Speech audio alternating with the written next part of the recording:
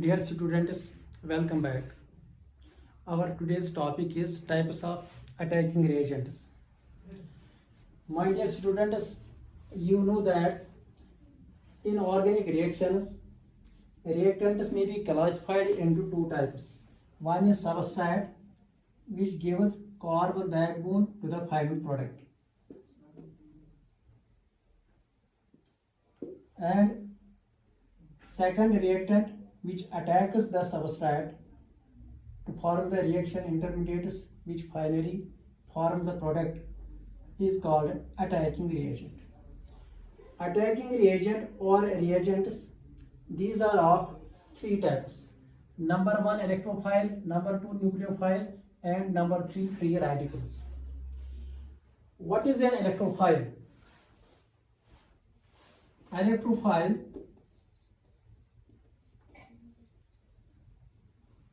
means electron loving or electron attracting species.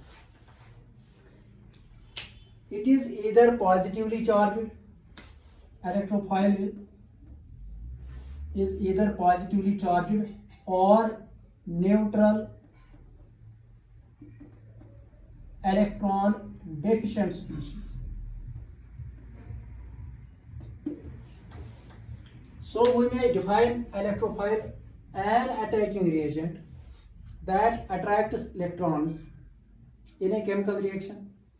It is positively charged, either positively charged or electron deficient neutral species.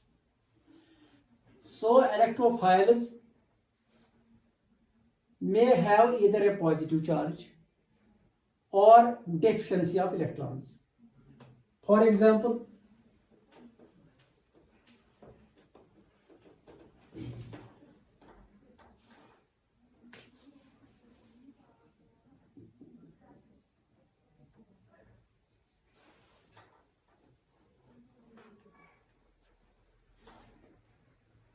positively charged electrophiles are H positive or H3O positive hydronium ion or a carbocation CH3 positive or Cl positive or Br positive. These are electrophiles because they have deficiency of electrons and they have positive charge. Now, electron deficient neutral electrophiles. Suppose we know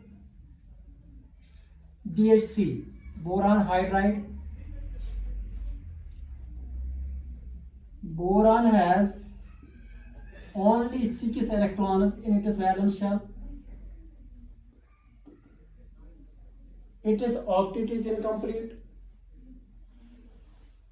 So this BH3 or BF3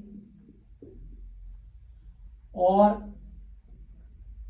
BBr3 or FeCl3 or AlCl3, all of them are deficient of electrons. Their octet is incomplete, so these may also act as electrophiles. Finally, we have to remember that electrophile is that attacking reagent which is electron deficient. It may be positively charged or it may be neutral species. Copy it.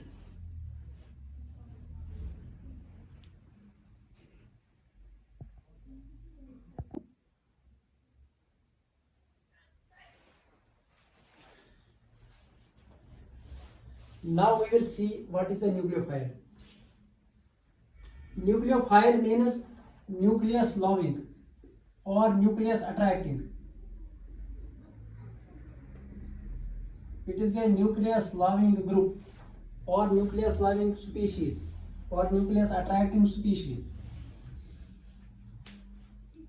We will define a nucleophile. It is that attacking reagent which is attracted by the nucleus. It is either negatively charged or has a lone pair of electrons. So we have two types of nucleophiles. One is that which is negatively charged. Negatively charged nucleophiles are Cl negative, H negative, OH negative, Cn negative, OR negative. This is alkoxy group, this is cyanide group, this is hydroxy group, this is hydride ion, and this is chloride ion. We may have Br negative, we may have F negative, we may have I negative. These are also nucleophiles which are negatively charged. Second type is neutral nucleophiles having a lone pair. In this category we have NH3, ammonia having a lone pair. We have H2O, water having lone pairs. We have ROH having a lone pair. We have NRH2 amines having lone pairs. So electrophiles and nucleophiles are attacking reagents. Electrophiles are denoted by E plus. Nucleophiles are denoted by Nu minus. Electrophiles are either positively charged or they have incomplete octet. Nucleophiles are either negatively charged or there is a lone pair of electrons. We know NH3 is a Lewis base. So we may also say that Lewis bases can also act as nucleophiles. And we also know that BCl3 is a Lewis acid. So we may say that Lewis acids can also act as electrophiles.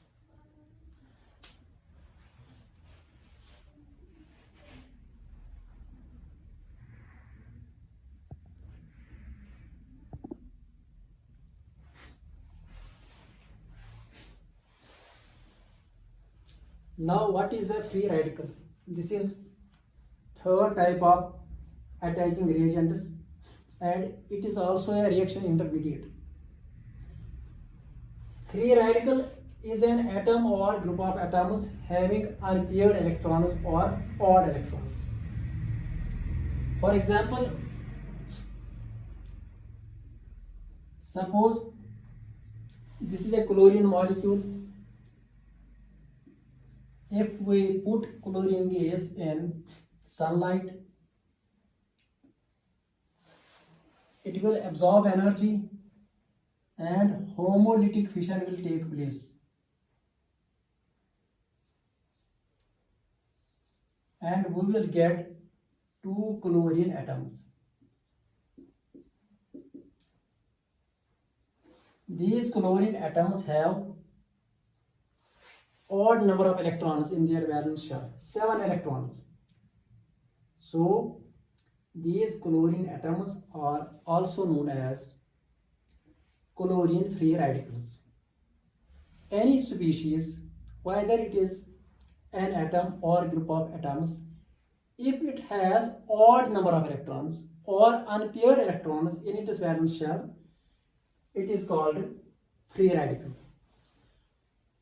Also we have CH3, methyl free radicals. Suppose if we have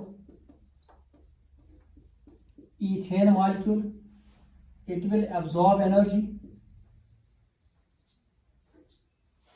and homolytic fission will take place. This carbon will take one electron and this carbon will take another electron, and we will get two methyl free radicals.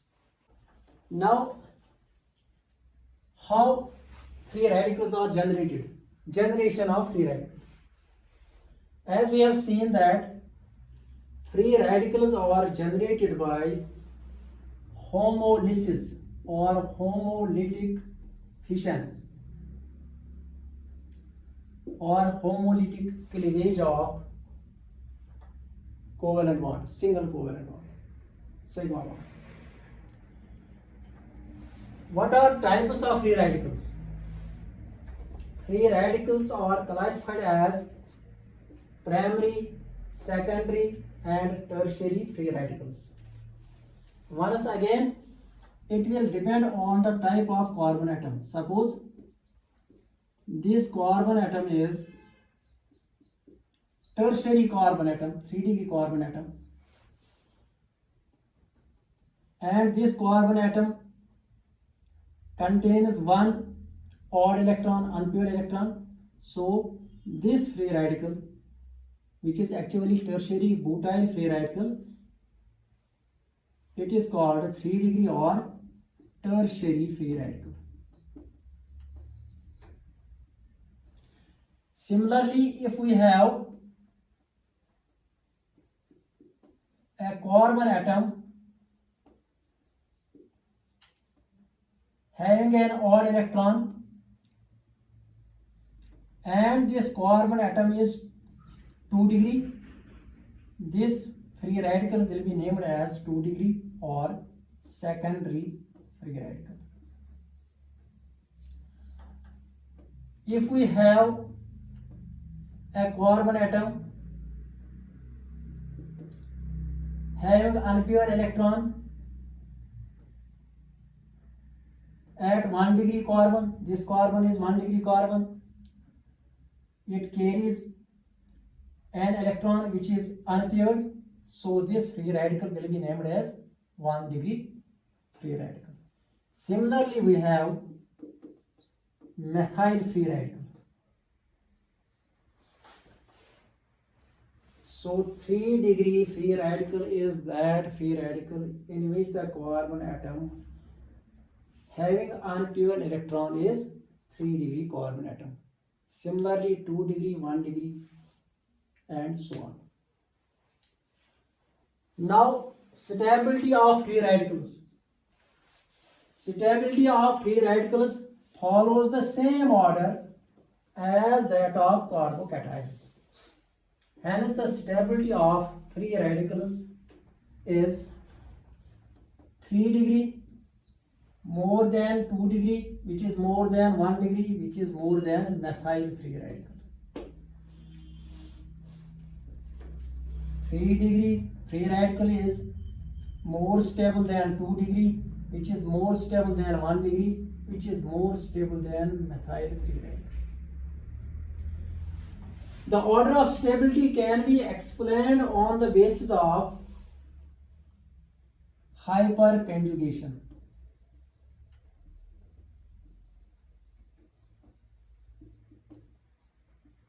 In hyperconjugation, I have explained this order of stability and we have drawn hyperconjugation structures. Please watch that video if you haven't watched that yet.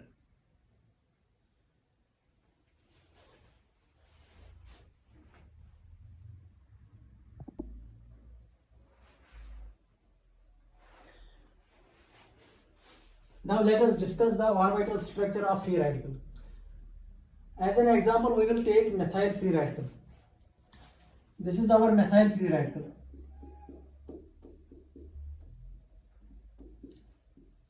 We know this carbon atoms contains 3 sigma bonds, hence it is sp2 hybridized. When we know the hybridization of central atom, we know what is its structure. sp2 hybridization means its structure is trigonal planar.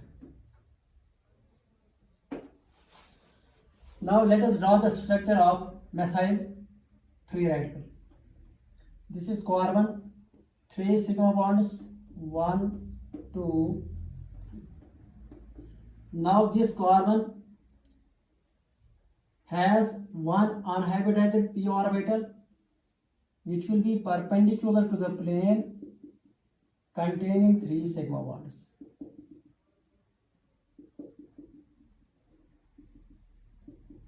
This p orbital is unhybridized, which is perpendicular to the plane containing 3 sigma bonds, 3 CH bonds, and this unhybridized p orbital will contain this odd electron.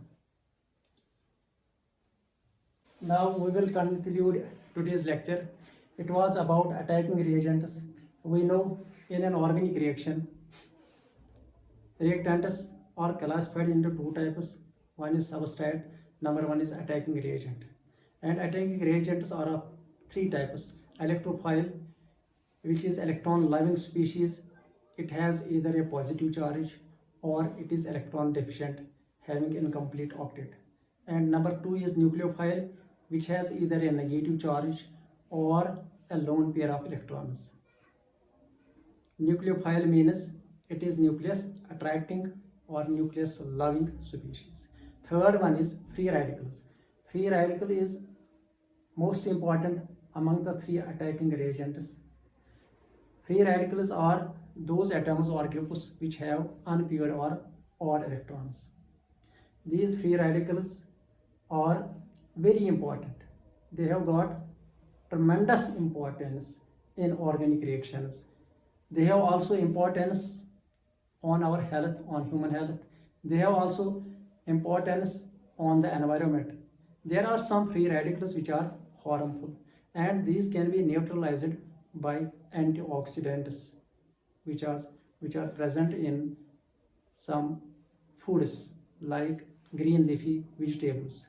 And there are some free radicals which are beneficial for our health. For example, we have a free radical nitric oxide or nitrogen monoxide. This nitric oxide is very beneficial. It is vasodilator. It can lower the blood pressure and is very beneficial for our health. Thank you.